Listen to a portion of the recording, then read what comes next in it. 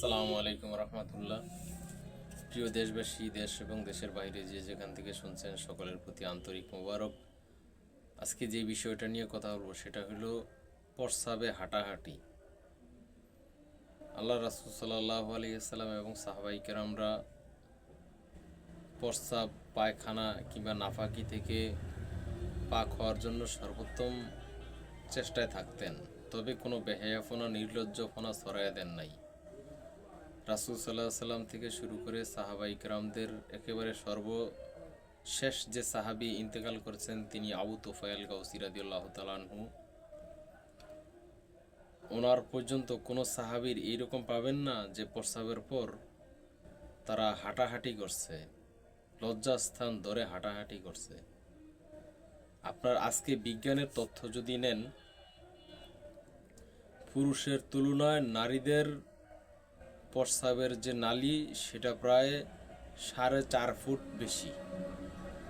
তার মানে পুরুষ যদি প্রস্রাবের পর দীর্ঘ সময় হাঁটাহাঁটি করতে হয় প্রস্রাব নিষ্কাশনের জন্য, তো পুরুষের 1 মিনিট হাঁটলে মহিলার 1.5 মিনিট হাঁটতে হবে, 2 মিনিট হাঁটতে হবে।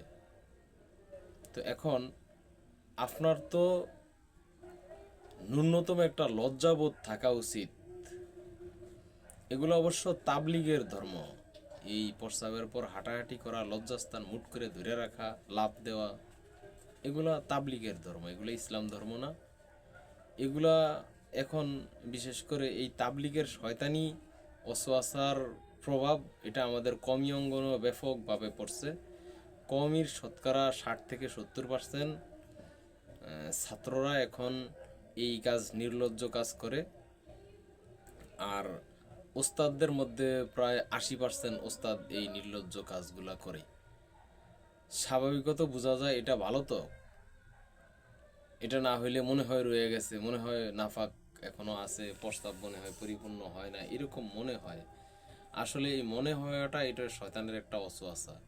আর আপনি যেহেতু এই বেহায়াপনা করবেন, এই জন্য আল্লাহ তাআলা আপনাকে এটা একটা রোগ বানিয়ে দিয়েছে, আপনি এখন এই রোগে ভোগেন।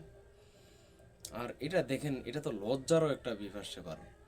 আল্লাহ রাসূল সাল্লাল্লাহু আলাইহি সাল্লাম বলছেন যে আল হায়া মিনাল ঈমান, লজ্জাই হচ্ছে ঈমান, ওয়াল ঈমানু ফিল জান্নাহ, আর ঈমানই হচ্ছে জান্নাত।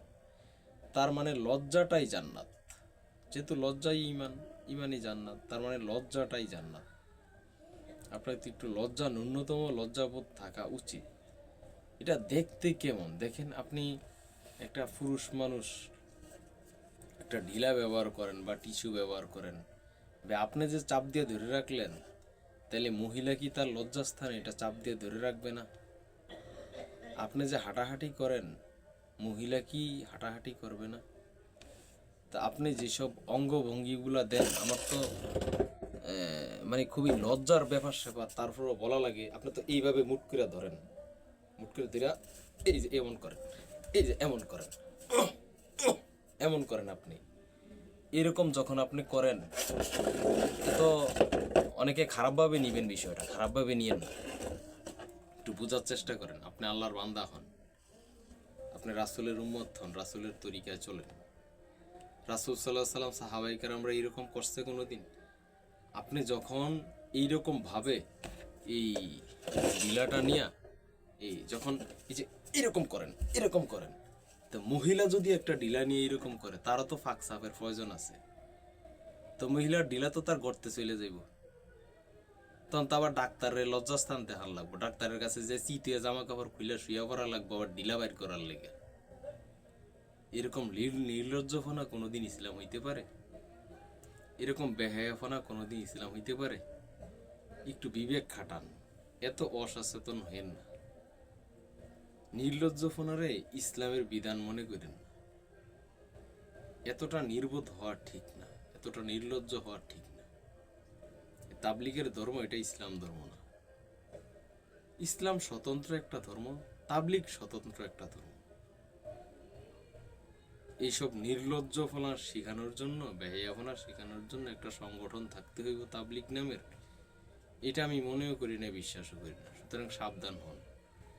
আপনি যখন ঢিলা লইয়া লাফালাফি করবেন, তাহলে মহিলারও কিন্তু ঢিলা লইয়া লাফালাফি করতে হইব, কারণ তারও তো নির্গত হওয়ার সম্ভাবনা আছে।